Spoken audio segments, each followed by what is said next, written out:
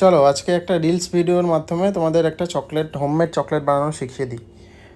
এই যে ছোট ছোট গোল গোল যে ওয়েফার সেলগুলো দেখতে পাচ্ছ, এগুলো যে কোনো চকলেট মেটেরিয়াল শপ বা কেক মেটেরিয়াল শপ গেলেই তোমরা পেয়ে যাবে।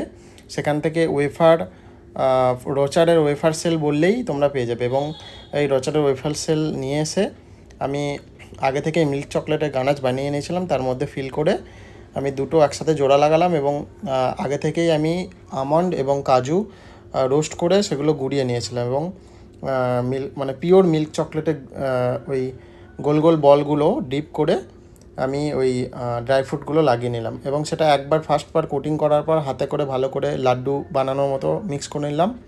তারপরে আবার একবার মিল্ক চকলেটে কোটিং করে নিলাম। তো তারপরেই আমার এই হোমমেড চকলেট রেডি হয়ে গেল। তো কেমন লাগলো তোমরা জানাও, ভালো লাগলে একটা সাবস্ক্রাইব করে দিও, লাইক করে দিও।